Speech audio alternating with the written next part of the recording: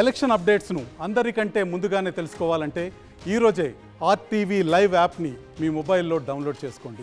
Electricity అనేది మనిషి జీవనంలో అతి ముఖ్యమైనటువంటి వస్తువు ఇప్పుడు మనకు అవసరం ఉన్నది. ఎలక్ట్రిసిటీ లేకుంటే మన జీవన విధానాన్ని ఊహించుకోలేము.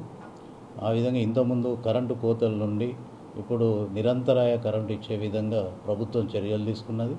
దానిలో భాగంగా విద్యుత్ సంస్థలు 24 గంటలు అన్ని రకాల కన్జ్యూమర్లకు అందరికీ కూడా కరెంటు ఇవ్వడం జరుగుతుంది.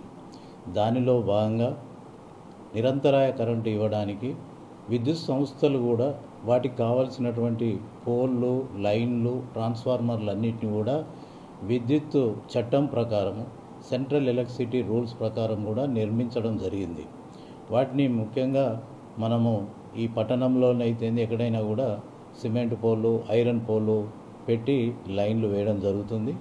అయితే లైన్ల మన రోడ్డు వెంబడి అయితే 16 ఫీట్ల హైట్ ఉండాలి.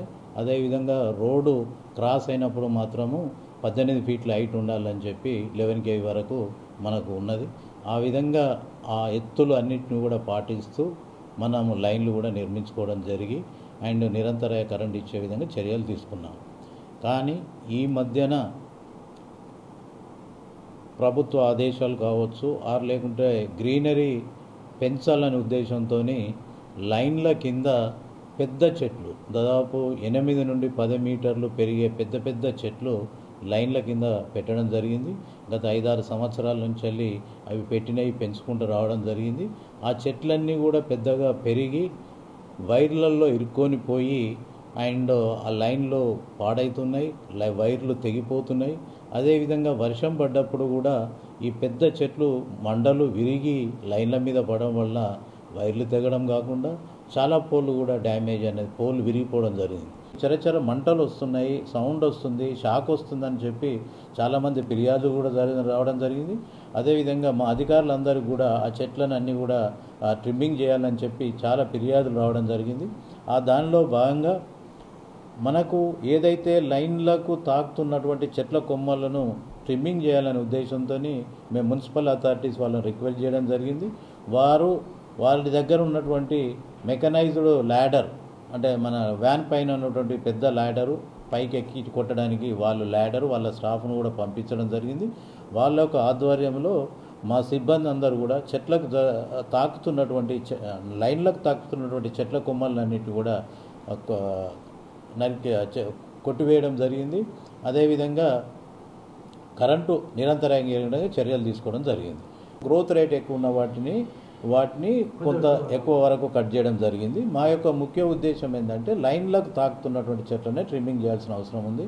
ముఖ్యంగా ఇవన్నీ ఏంటంటే మనకు రోడ్డు పక్కన పెట్టినటువంటి చెట్ల యొక్క గ్రోత్ రేట్ అనేది చాలా ఎక్కువ ఉన్నది. కంపారిటివ్లీ మన పాత రోజుల్లో వేప చెట్లు, చింత చెట్లు, తుమ్మ చెట్లు అటువంటివి కంపేర్ చేస్తే వీటి యొక్క గ్రోత్ రేట్ అనేది ఎక్కువగా ఉన్నది.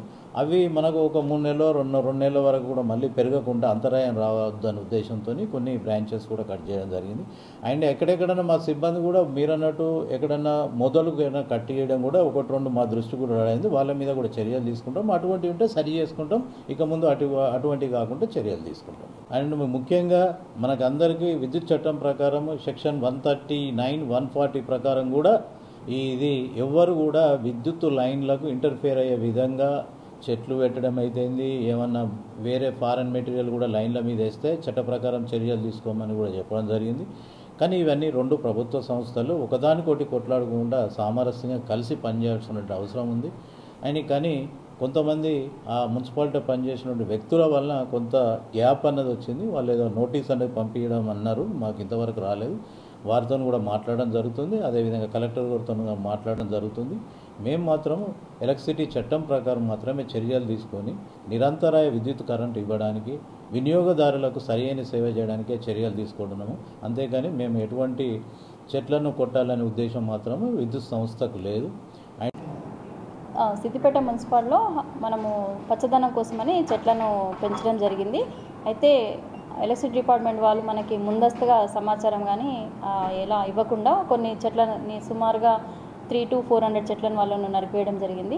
సో దానికోసం గాను వాళ్ళకి అందరికీ కూడా ఇంటిమేషన్ ఇచ్చాము. అలా కాకుండా సమన్వయంతో వాళ్ళ కనుక ఎక్కడైనా పైన చెట్లు అడ్డం ఉన్నాయి కనుక అన్నట్లయితే మన మున్సిపల్ తరఫు నుంచి 2 లాడర్స్ ఉన్నవి, లాడర్స్ను మనం ప్రొవైడ్ చేస్తున్నాము. దానిపైన వర్కర్స్ని, డీజిల్ కానీ అన్నీ కూడా మున్సిపల్ శాఖ నుంచే ప్రొవైడ్ చేస్తూ వైర్లకు ఎక్కడైతే అడ్డం వస్తుందో అలాంటి వాటన్నిటిని కూడా మనము తొలగించడం జరుగుతుంది. ఇది రెగ్యులర్గా జరుగుతున్న ప్రక్రియనే. కానీ సడన్గా అనుకోకుండా మరి ఏం జరిగిందో తెలియదు కానీ ఒక 200-300 చెట్లను కొట్టివేయడం, కింది వరకు కూడా నరికివేయడం జరిగింది. దానికోసమని మనం ఎలక్ట్రిసిటీ డిపార్ట్మెంట్ వాళ్ళకు కూడా ఇన్ఫర్మేషన్ అందించినాం. వాళ్ళ సమన్వయంతో, 2 శాఖల సమన్వయంతో కలిసి పనిచేసి వాళ్ళకి ఎక్కడైనా వైర్ల వల్ల ఇబ్బంది వస్తుంది చెట్ల వల్ల అని అనుకున్నట్లయితే మా కనుక ఇంటిమేషన్ చేసినట్లయితే తప్పకుండా సహకరించి కోఆపరేటివ్గా పనిచేస్తామని తెలియజేస్తాం. మరిన్ని వీడియోస్ కోసం ఛానల్ ని సబ్స్క్రైబ్ చేయండి. లేటెస్ట్ అప్డేట్స్ కోసం వాట్సాప్ ఛానల్ ని ఫాలో చేయండి. అండ్ లింక్ డిస్క్రిప్షన్ లో ఉంది.